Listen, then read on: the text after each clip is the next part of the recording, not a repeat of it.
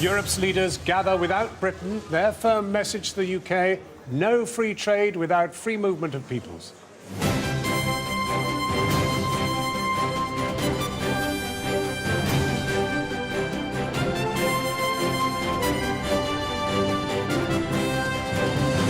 Good evening on another chaotic, leaderless day for Britain in and out of Europe, as EU leaders stand firm, refusing to break the tie between a single market and free movement of people. The Labour Party remains a complete shambles tonight, whilst Conservatives manoeuvre to claim Cameron's shredded mantle. At least half a dozen Tory MPs are playing with their hats and looking at the ring. And on Labour's travails, Jeremy Corbyn refuses to push off, despite calls for his resignation from former leaders, his parliamentary party and the Prime Minister. It might be in my party's interest for him to sit there. It's not in the national interest, and I would say, for heaven's sake, man, go. Mr Corbyn's deputy says he won't launch a leadership challenge, but warns Labour's very existence is in peril. More racist graffiti, this time at a Spanish school in London. We'll discuss what's behind an apparent rise in hate crime in post-Brexit Britain. And 41 are dead, hundreds injured after a gun and suicide bomb attack at Turkey's Istanbul airport. And one of Libya's greatest literary sons joins us live to talk about his 20-year search for his kidnapped father and to review the chaos and yet a hope which still grips much of the homeland he loves. It was the first time in 40 years that a British Prime Minister had been absent from a European Union summit. This was a meeting of the leaders of the 27 states who will be left in the EU once Brexit is completed. And they were determined that Britain should not be rewarded for its vote. But Scotland's First Minister, Nicola Sturgeon, was in town seeking to achieve a separate deal for her country in the new arrangements. Matt Fry is in Brussels tonight. Matt. Well, John, David Cameron did indeed enjoy his last supper here last night. On the menu, in case you ask, quail and veal tenderloin. But I have to say the atmosphere was anything but tender. And by the way, no more a la carte dining for the Brits here ever. It's now a rather meagre fixed menu decided by the chefs and not by the customers.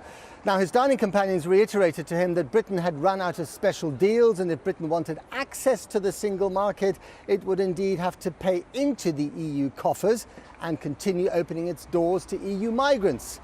He also told them that if they wanted to save Europe, they would have to fix immigration. On that note, the Prime Minister flew out of town, and the 27 remaining members woke up this morning for a breakfast meeting to talk about Britain, for the first time without Britain at the table.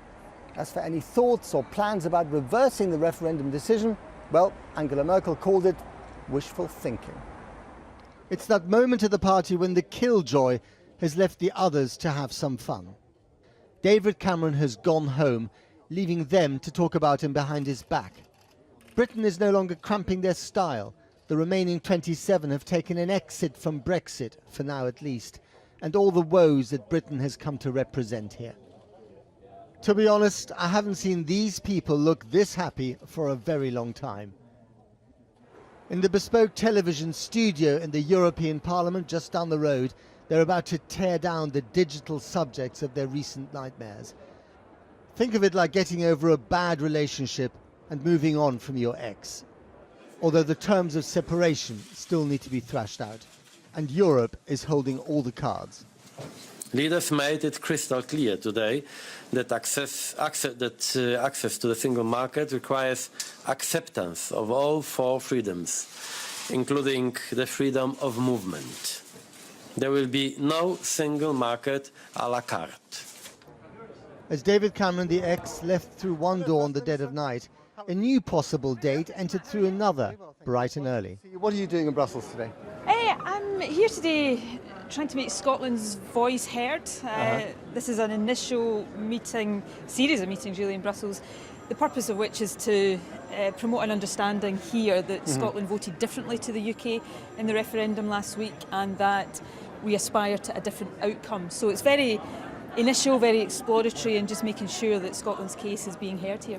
Does this also involve assurances from Brussels that if you were to vote for independence again, there would be a fast-track membership? We're not at that stage, and I've made very clear in Scotland that my starting point in these discussions is not independence. My starting point is how do we protect Scotland's place in the European Union. And since we're on the bizarre new normals spawned by Brexit, including the Labour leadership vacuum, this parting shot on the SNP at Westminster. Well, we would be, I think, in a much stronger position perhaps in the Labour Party just now to form an effective shadow cabinet. You're serious about that? Look, the SNP since the general election has been the effective opposition in the House of Commons, and I think that gets more and more the case with every day that passes just now.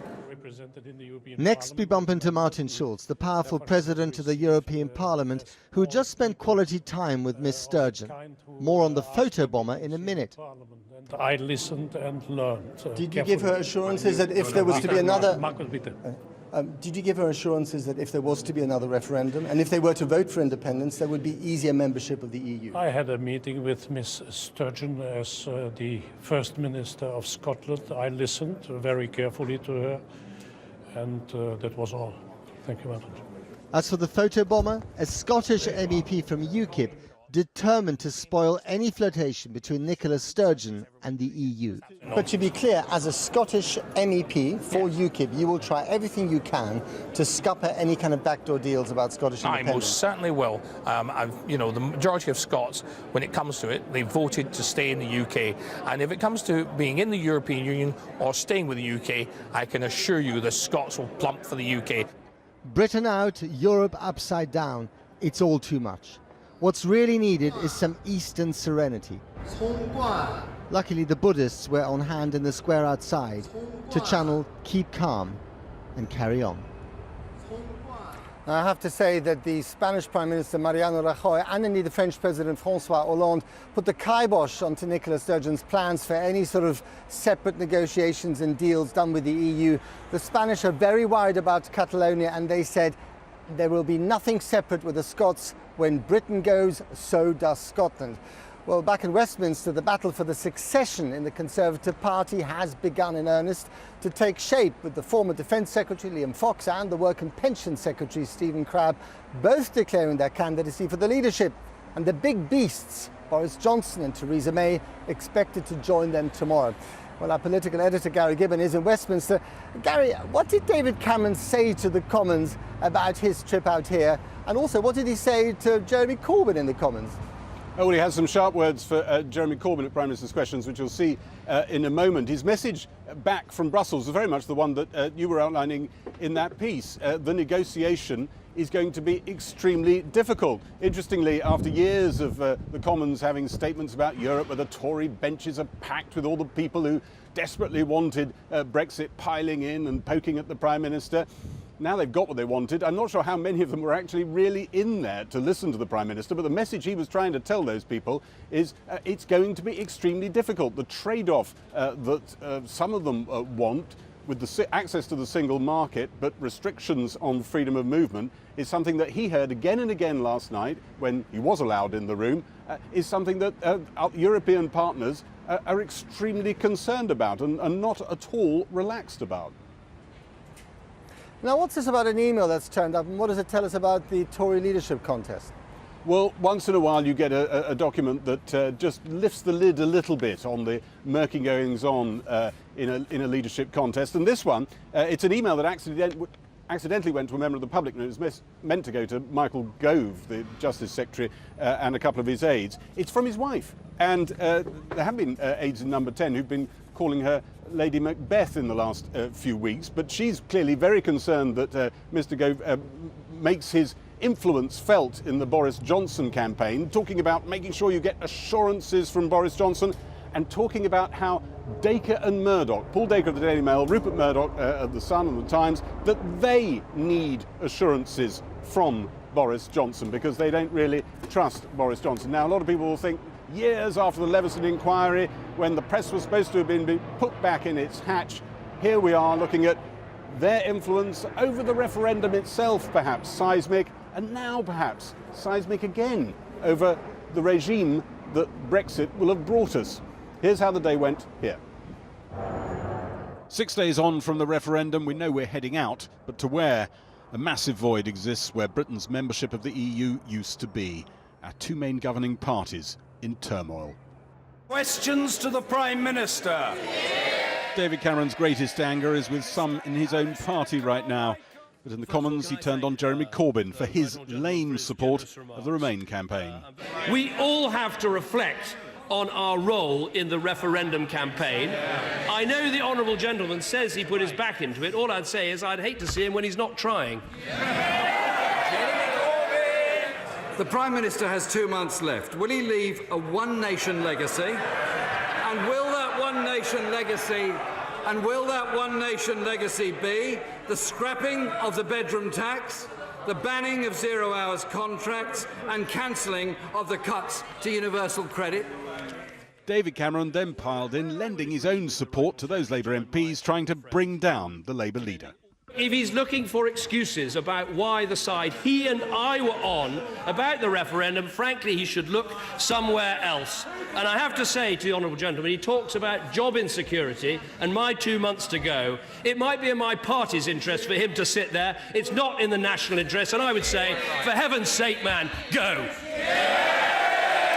For a moment, Jeremy Corbyn and some of his brand new promotions to the front bench looked stunned. Tomorrow, the two front-runners to succeed David Cameron launch their campaigns, Boris Johnson and the Home Secretary Theresa May. A little light was shed on the backroom manoeuvres in the Boris Johnson campaign when Sky News were sent an email from Michael Gove's wife, the journalist Sarah Vine, to her husband, accidentally copied in to a member of the public. Mrs. Gove tells her husband, "One simple message, you must have specific assurances from Boris, otherwise you cannot guarantee your support." The email goes on, "Crucially, the party membership will not have the necessary reassurance to back Boris. Neither will Dacre Murdoch, who instinctively dislike Boris but trust your ability enough to support a Boris Gove ticket." Rupert Murdoch's wedding 3 months ago. The owner of The Sun had Paul Dacre, editor-in-chief of the Daily Mail, in the congregation. He's known to have a very low opinion of Boris Johnson. And, like Rupert Murdoch, is thought to have hoped that Michael Gove himself would run for number 10, a candidate closer to their views. Stephen Crabb this morning was the first candidate for the Tory leadership to launch a campaign. He's been Work and Pensions Secretary since March. When you're the governing party, disunity has wider implications. And when I look round for who in our party is going to work this all out and give us the best possible chance to mend these divisions, to provide the strongest possible platform from which to deliver on the expectations of that majority of British people who voted for us to leave the European Union, I don't see anybody who provides a compelling answer. And today, I'm standing to be leader of the Conservative Party and to be Prime Minister. I love my country. I love my party. After that event, former Defence Secretary Liam Fox went for a more low-key radio launch for his candidacy. Nominations close noon tomorrow. Gary Gibbon. Well, now, more on the EU issues in a moment, but first, the day's other big international news. Turkey has declared a national day of mourning tomorrow in the wake of the triple suicide attack on Istanbul's Ataturk airport. 41 people were killed, 239 others wounded, when 3 men launched a coordinated assault. One man blew himself up outside, allowing 2 more to enter the airport, open fire on travellers, and then trigger suicide vests. No one has yet admitted responsibility, but the Turkish authorities suspect Islamic State militants. Inigo Gilmore reports now from Istanbul, and a warning: his report does contain footage from the very start, which some viewers may find distressing. In this grainy security footage, passengers are seen fleeing as a gunman is pursued across Istanbul's Ataturk airport. The man falls to the ground, his gun skidding across the floor after being shot by police. A policeman moves in, sees what's about to happen, and runs.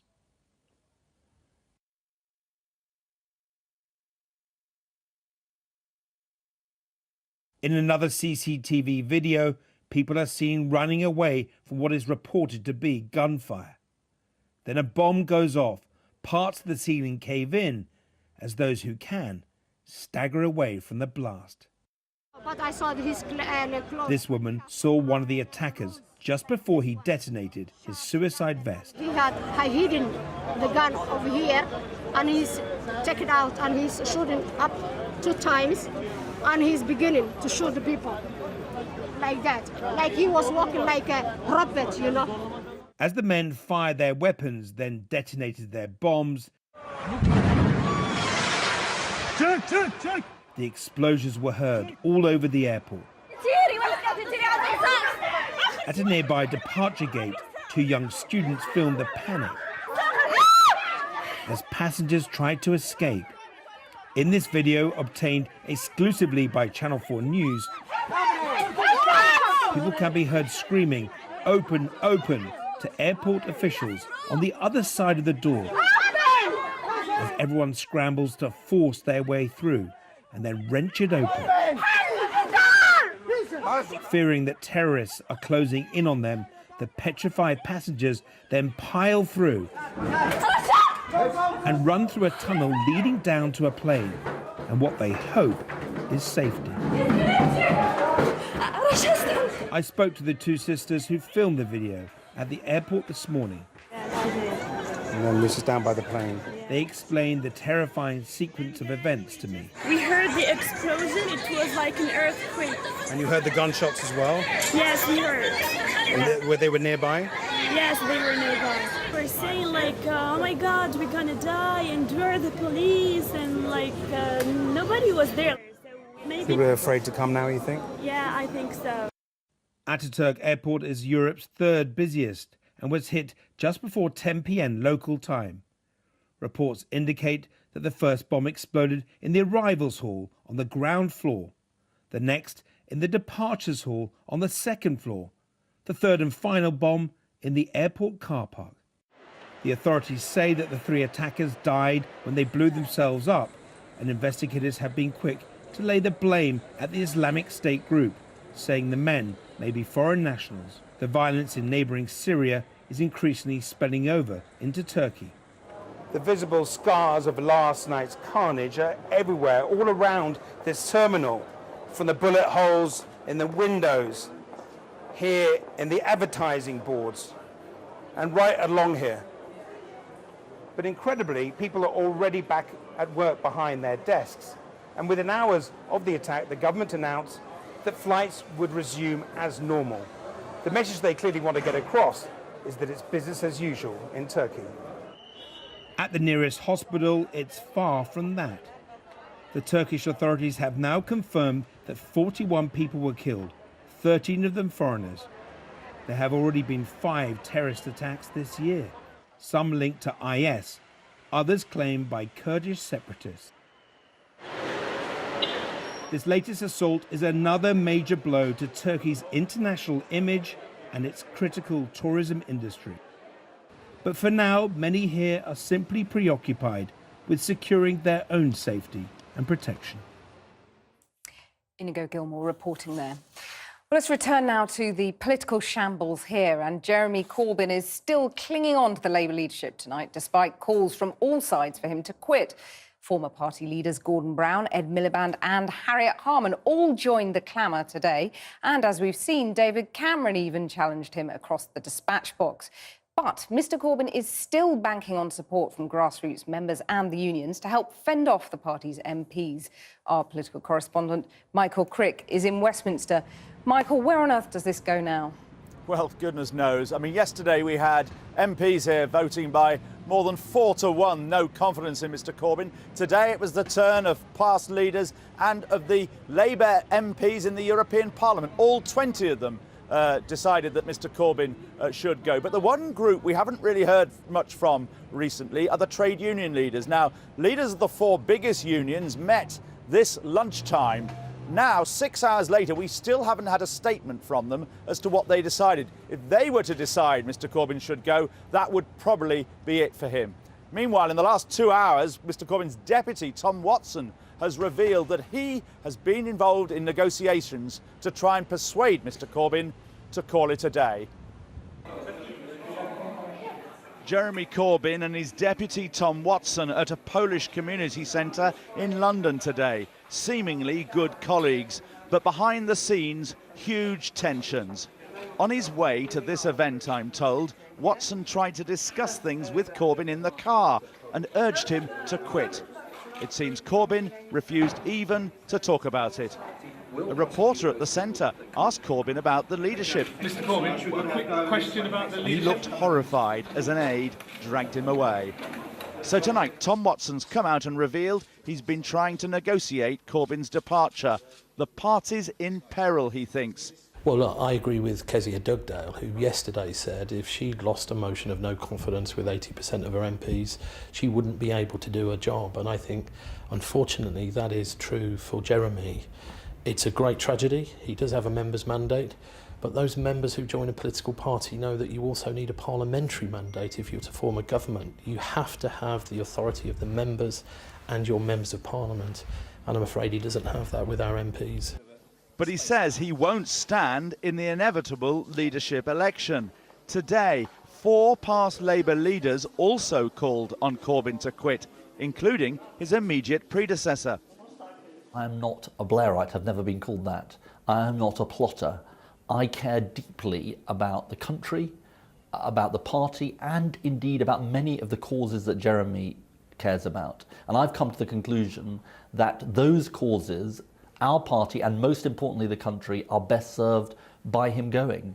Further bad news for Mr Corbyn, Pat Glass, who joined his new shadow cabinet as education spokesman only on Monday, today resigned. The situation in the party, she said, was untenable. Meanwhile, this lunchtime, leaders of the big 4 unions affiliated to the Labour Party met at the headquarters of Unite to discuss the Corbyn crisis. Without their support, he's probably finished. Corbyn's friends say he'll ultimately survive with the backing of the hundreds of thousands of party members and supporters who elected him last year. But there are signs, even in London, that grassroots backing for Corbyn is on the wane. Since, the events of the EU referendum, we have had some drop-off in support for Corbyn from people who previously were supportive of him. And I think that was shown yesterday at the meeting we had, where there was a lot of negativity about Corbyn, and we voted to pass a no-confidence motion on him. Among Labour members and registered supporters on the street, we found a similar trend. I think he is wasting extraordinarily valuable time, and I joined up to vote for him last year, and I think he should just go.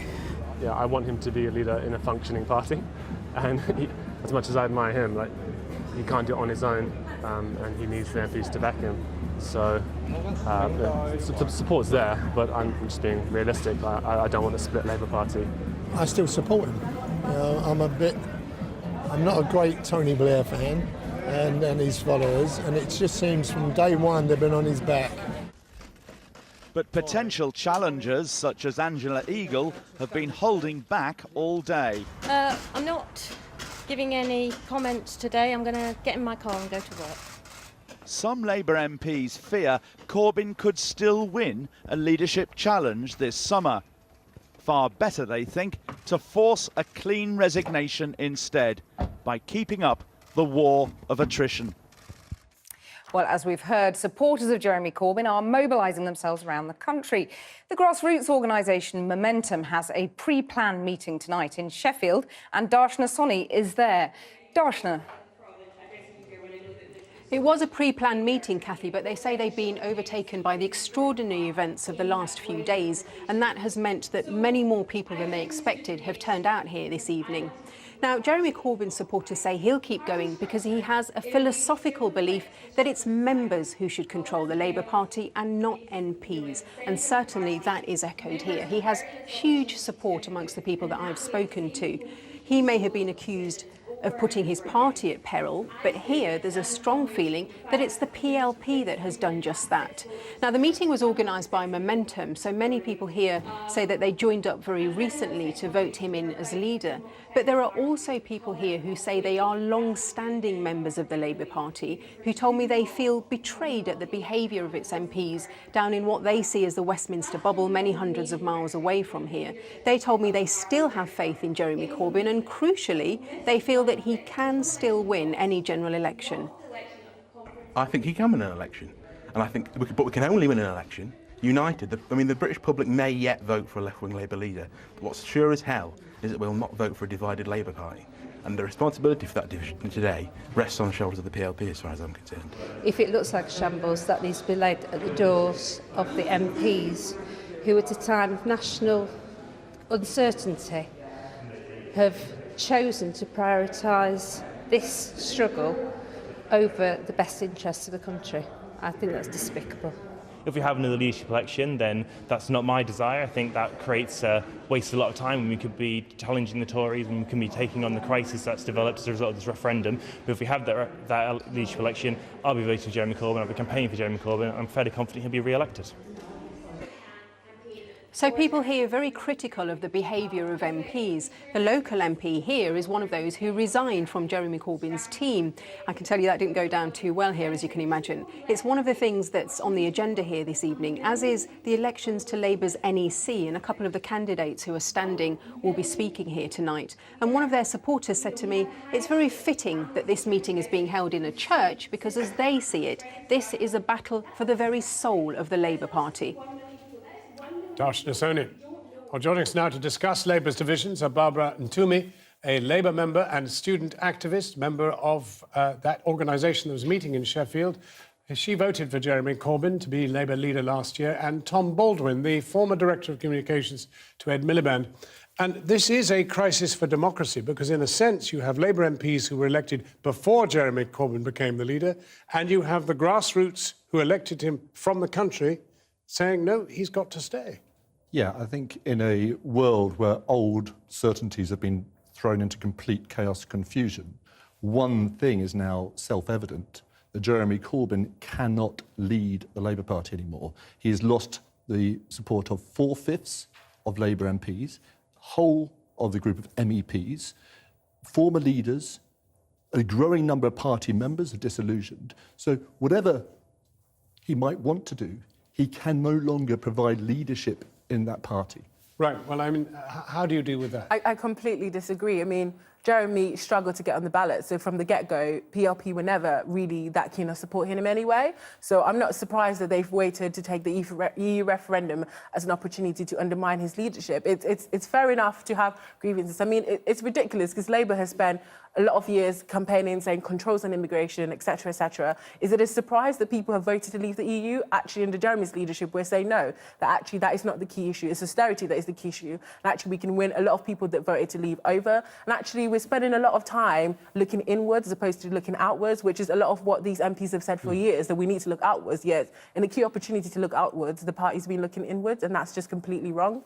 This is one of the problems in this entire referendum business, because a large number of people were alienated, hated British politics generally, and hated it because they were alienated, felt they had no stake in what was going on, and that's why they voted. And the Labour Party is one of those who neglected them. I think that's right. And at this point of national crisis, this is sort of possibly the deepest and longest crisis we're going to face in the country since the Second World War. That's a moment when we want to hear those Labour values, which were defined only by their absence during the referendum campaign. We want a proper champion for those Labour values, and you also want someone who could go toe-to-toe with Angela Merkel in negotiations, who could step into Downing Street. I'm just hearing that news is just beginning to come through of a suggestion, a strong suggestion, because Angela Eagle, former shadow business secretary, who's resigned obviously the other day, is going to hold a news conference at 3 o'clock tomorrow, and the rumour is she will declare to challenge Mr Corbyn. Now, how does that change things?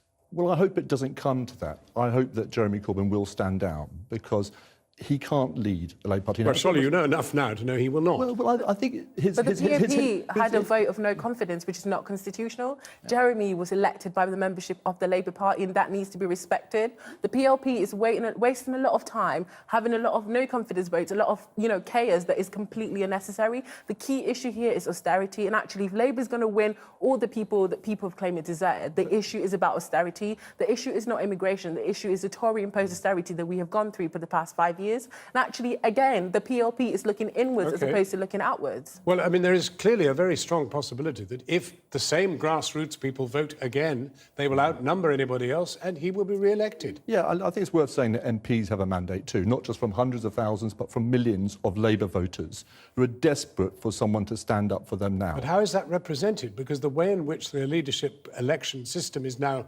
configured does not favour them. I believe that many people are joining the Labour Party now because they actually want a change of leadership, not just for the party, but for the country. It's such a big moment for this. And to be sort of burying ourselves in a rule book, as you are, I'm afraid, it's just not appropriate. We've got to talk about what's right for Britain now, and it's a terrible moment of crisis. Well, what about what's right for the alienated? That is, in fact, what Jeremy Corbyn is about. As I said before, going around the country, people felt alienated and they were voting against the government and against the Labour Party for neglecting them, for leaving them in austerity, for allowing cuts. Well, that's why we need a proper champion of Labour values.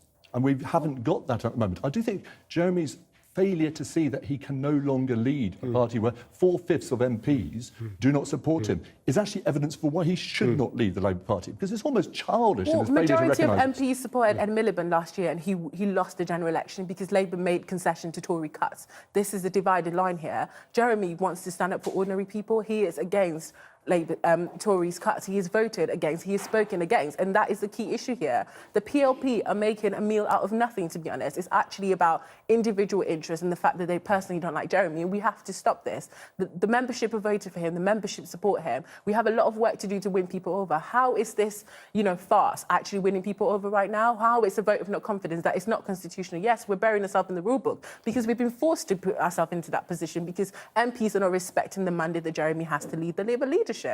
Well, how do you feel that an Angela Eagle candidacy would affect things? I think Angela would be a step forward. I think it's a return to the grown-up politics that we need. It's a return to someone who can properly unite the party and champion Labour values and be a possible Prime Minister, because no one sees Jeremy Corbyn. Let me pause you for a moment, because in London there is John McDonnell, who is the greatest ally that Mr Corbyn has, meeting with students here in central London. Another packed meeting. I don't know whether we can actually hear him. No, he's not good enough audio, but the whole idea is basically to represent that there are grassroots meeting around the country, from Sheffield to London. It could be trouble for the Labour Party if these people, in fact, simply re-elect Jeremy Corbyn. What do you do then? Well, I think that's why Jeremy, holed up in the bunker in Normanshire South or wherever he is tonight, just needs to think about what's right for the country, what's right for the party, and what's right for the values that he holds so dear. Because it would be tragic if the Labour Party splits over. Labour's approval ratings have gone up since the referendum. Since Jeremy has been Labour leader, his ratings have gone up and up and up. It's crazy that you keep citing a lot of evidence and ignoring the overwhelming evidence that supports Jeremy and his leadership. It's OK if you don't agree with someone, but to actually throw your toys out of the pram and have this big kerfuffle when we're actually in a key place where Labour can be making the case for why people want to leave the EU, why austerity is hitting people hard. The issue is not immigration, it's austerity. The Tories have lied about immigration, and that's what the key issue is. People aren't throwing their toys out the pram. With someone like Ed Miliband, very reluctantly, comes forward today to say that Jeremy's got to go. He will have done that with a huge amount of agonising. He will not have done it lightly, and it's to do with the future of the party and the country, and that's what matters most now. We're going to have to pause it there. Tom Baldwin and Barbara and Toomey, thank you both very warmly for coming in. Cathy. Thanks, John. The Prime Minister has announced new cash to tackle hate crimes in the wake of last week's Brexit vote. He told MPs that it was vital that those responsible were prosecuted. We'll be discussing in a moment whether race hate crimes are on the rise. But first, Porrick O'Brien has this. The Spanish Institute School, Portobello Road, London, flies more than one flag on the roof, depicts more than one culture on the walls. One of the reasons why this shocked parents picking up their children on Monday, daubed on a door during school hours. It's important to reiterate that this is one of a small number of incidents perpetrated by a very small group of people.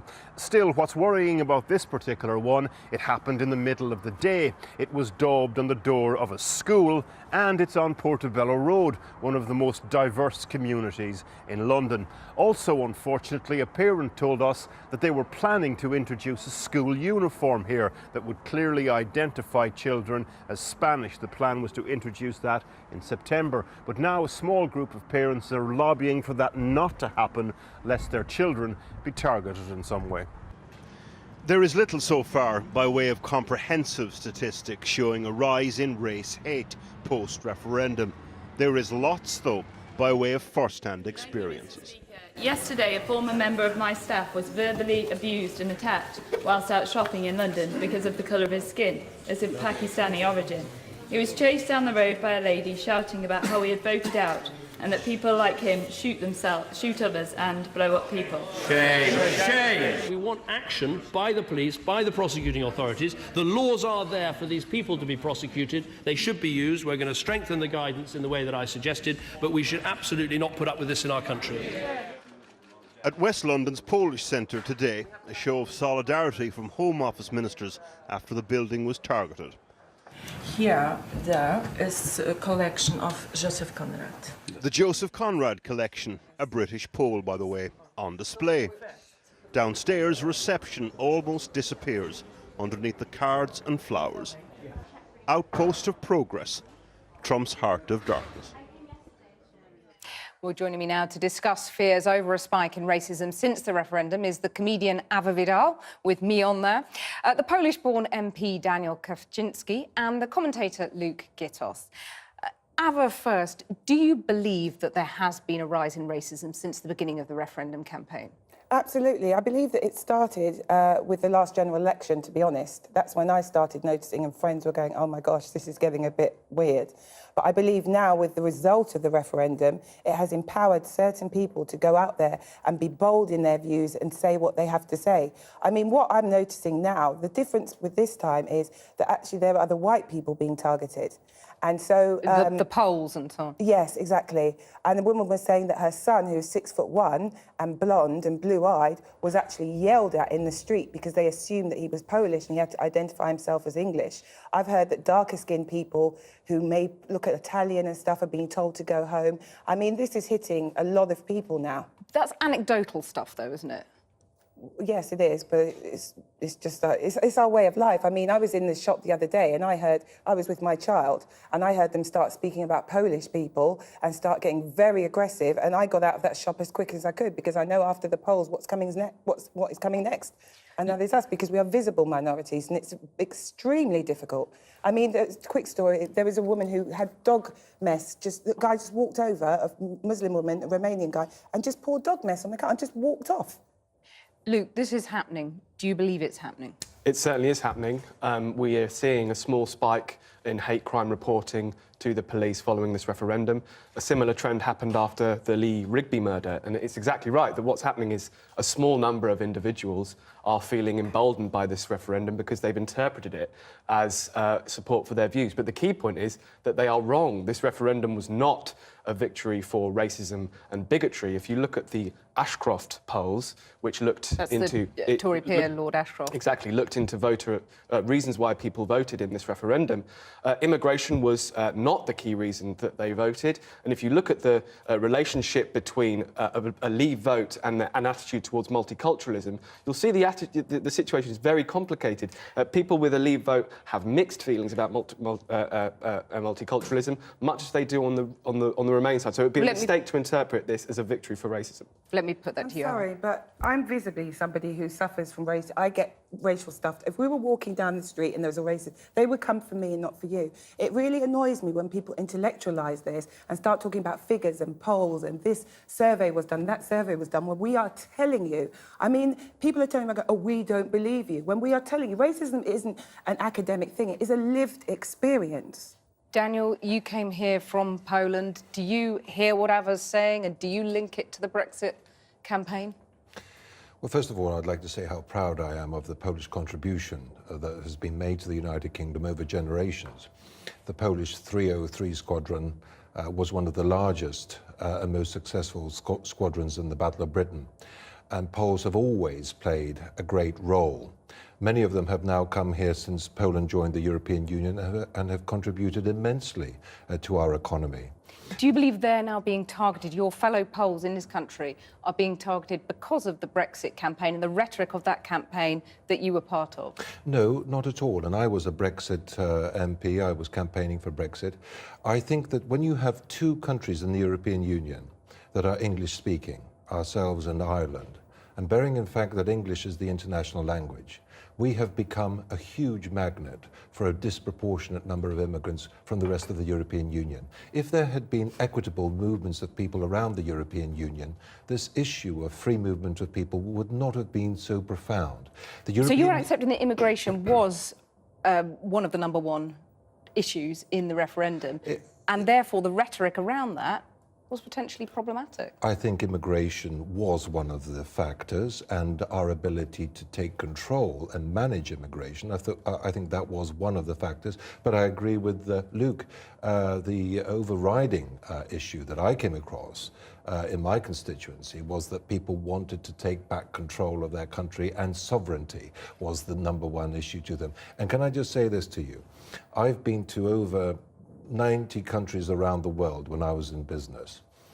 There are very few countries in the world who are as tolerant to outsiders as the United Kingdom, and we should celebrate that.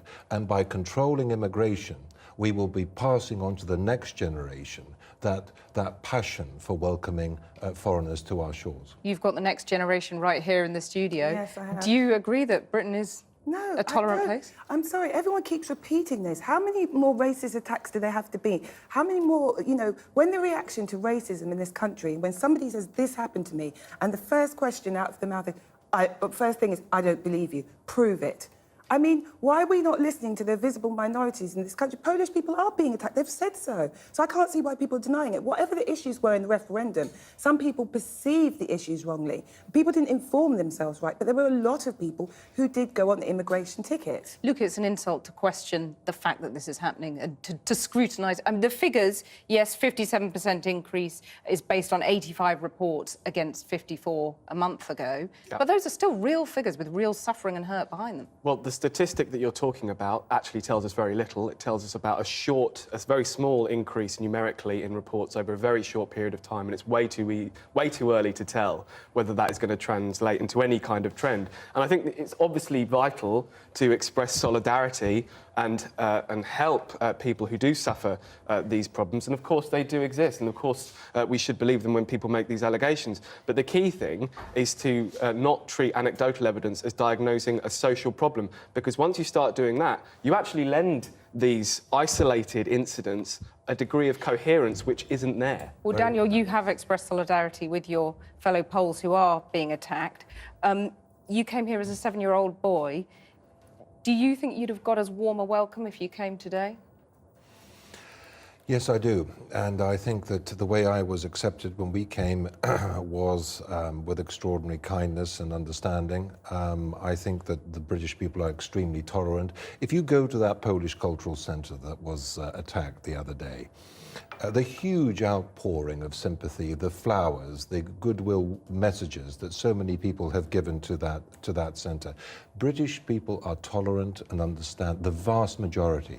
And I totally agree with Luke. Unfortunately, some people have chosen to perform these despicable acts. The British people will get through this. Thank you all very much for joining us. John.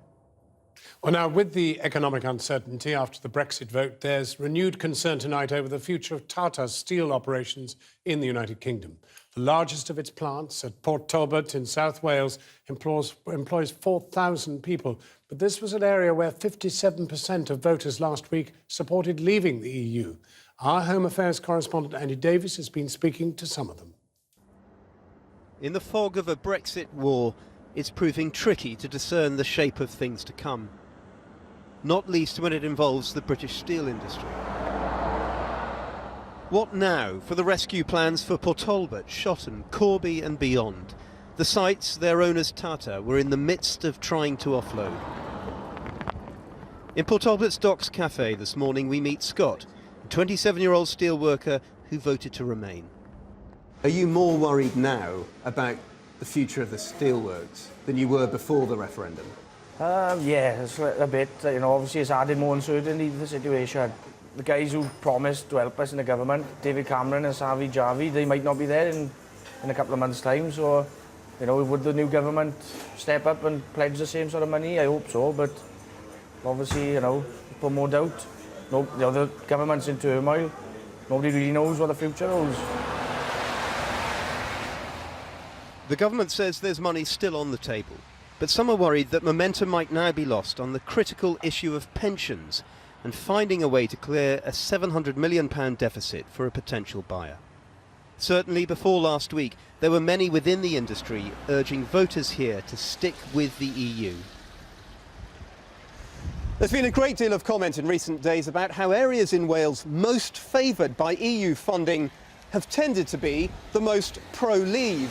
And that's a real paradox for some who might ask, could Leave voters in a place like Port Talbot have put at risk not just the EU funding they get here, but the very lifeblood of this community, its steelworks?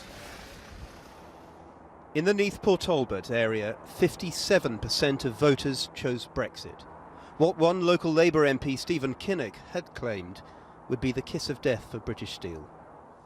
Are you not worried that your vote to leave could actually backfire on the steelworks here and all the families who rely on it? Because Britain has survived 2 world wars, and you were telling me it won't survive this. I think we've done the right thing. And according to Scott Bamsey, half of the steelworkers on his shift agreed and voted out. Some people will find that very surprising, how many steelworkers voted out, given the warnings that had been made about the future of the steelworks. Yeah, we had warnings from unions, we had warnings from Tata. Really, the voted in would be the best for us, but obviously... So why did they vote out, do you think? There's different, you know, some of them talk about immigration, some mentioned about being governed by our own government rather than being dictated to by Brussels. Some thought it might help the steel industry because obviously we can control our own tariffs now on what steel comes in. We can make British companies buy British steel, so I could see their point of view. Clearly the Leave camp's claims that the EU had worsened the steel crisis and that Brexit would liberate the industry resonated with many here. But the white smoke signifying a sale has yet to appear. Andy Davies reporting there.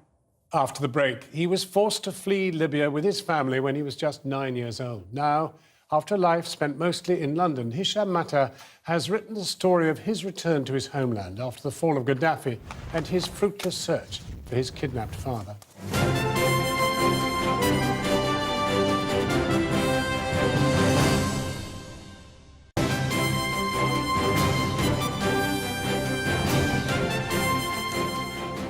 Welcome back. The Libyan novelist and poet Hisham Matar was one of the leading voices during the Arab Spring of 2011. He and his family fled the country when he was just 9, but his father was later kidnapped and jailed for his opposition to the Gaddafi regime. He was shortlisted for the Man Booker Prize for his debut novel in 2006 and has now written a memoir of his return to Libya. We'll be speaking to him in a moment, but first, a little more about his ambiguous relationship with his homeland. Hisham Matar spent the first 3 years of his life in America, where his father worked at the United Nations. The family moved back to Tripoli before fleeing to Egypt when Gaddafi began persecuting political opponents. In 1990, when Hisham was studying in London, his father was kidnapped by the Egyptian secret police and handed to the Libyans.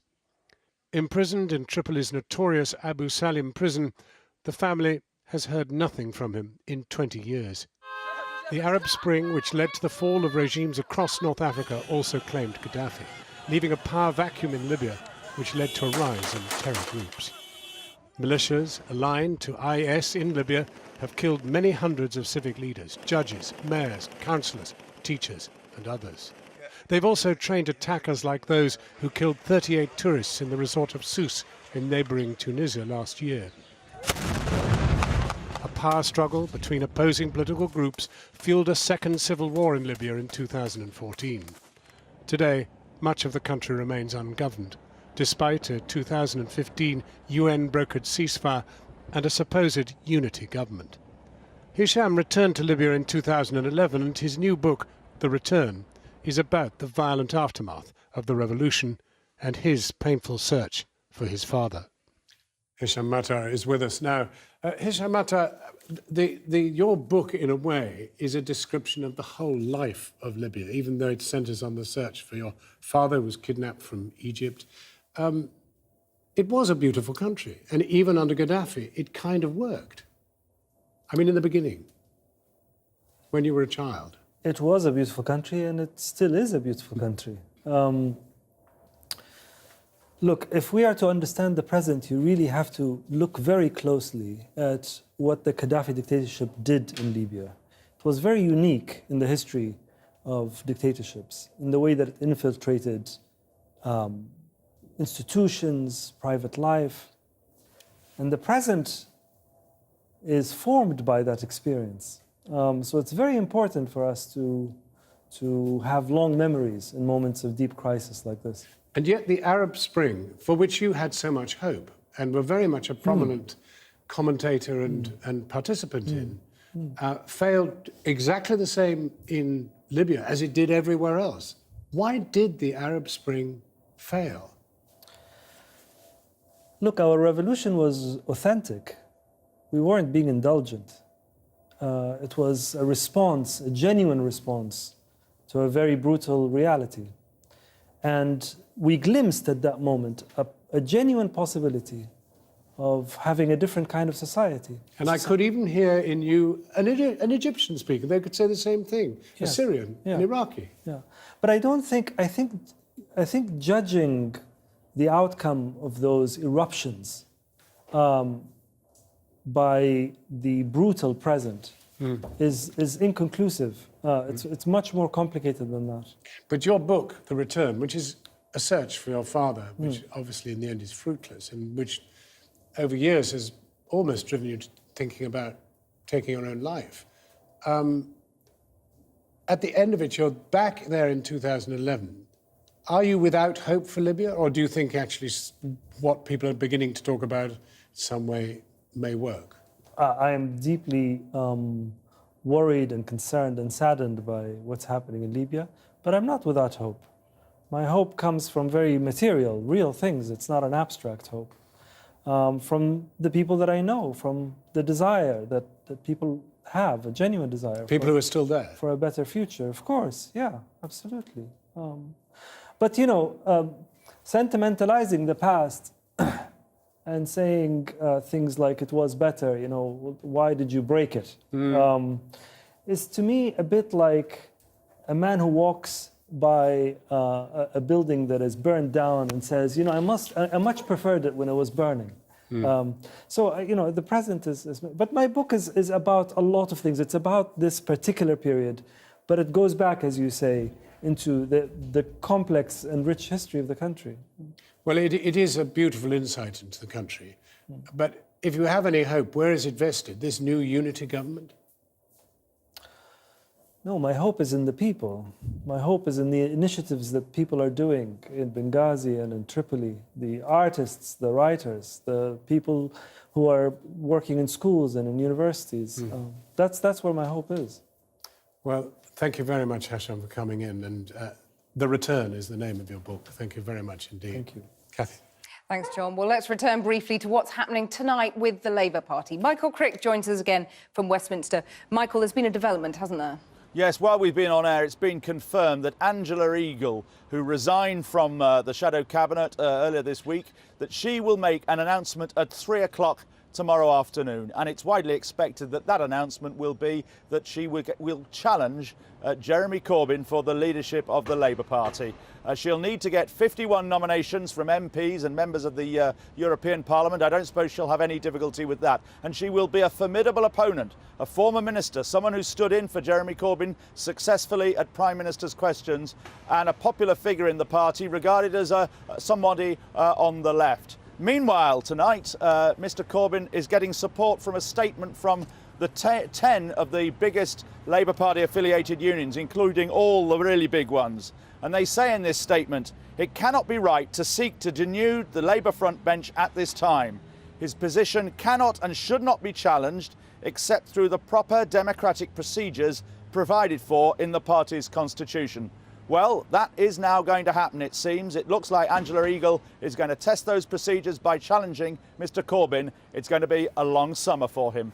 Michael, in a busy Westminster, busy today, busy tomorrow as well. It goes on and on. But tonight, that's the news so far. Heaven knows what happens tomorrow. That's Channel 4 News. Good evening. Good evening.